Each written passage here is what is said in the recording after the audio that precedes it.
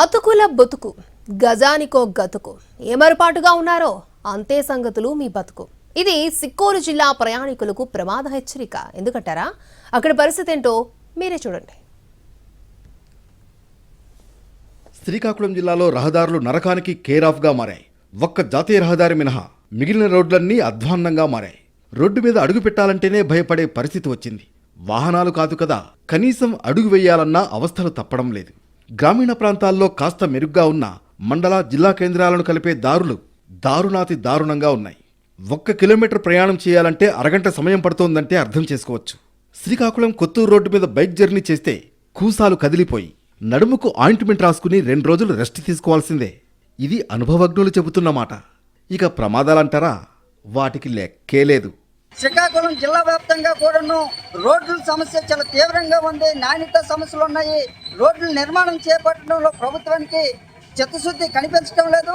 ఈరోజు కొత్తూరు మండలంలోన అలికాం బద్దిలి రోడ్డు కానీ, నివగాం రోడ్డు కానీ, అలాగే ఆర్టీసీ కాంప్లెక్స్ కానుకొని పాలకొండకి వెళ్ళేటటువంటి రహదారి కానీ పూర్తిగా కూడాను గోతులమైపోయి అనేక మంది వాహనదారులు ప్రమాదాలకి గురవుతున్నటువంటి పరిస్థితి ఉంది. పిల్లలు పడిపోండి అక్కడ ఎవరు పట్టించుకుని చూడలేక అక్కడ ఇది పెట్టాం, జెండా పెట్టాం, ఒక చిన్న రాయి పెట్టాం. 3 సంవత్సరాలు అవుతుంది ఈ గుండు కట్టిన మొదలు లేదా. శ్రీకాకుళం పార్వతీపురం వయా పాలకొండ రోడ్డు కూడా అలాగే తయారైంది. హైవేకు సమాంతరంగా ఉన్న డోలా పోలాకి నౌపడ రోడ్డుకైతే అడుగడుగునా బొక్కలే అంటారు సిక్కోలు వాసులు. రోడ్ల విస్తరణ ఉంటుందని ఊహించడం, తర్వాత ఉసూరు మనడం అలవాటైపోయిందని నిట్టూరుస్తున్నారు. ప్రభుత్వం ఎక్కడ కూడా పనులు చేసినటువంటి పరిస్థితి లేదు. ఎక్కడికక్కడే గోతుల రోడ్లు కానీ ఇప్పటికీ కూడా కొనసాగుతున్నాయి.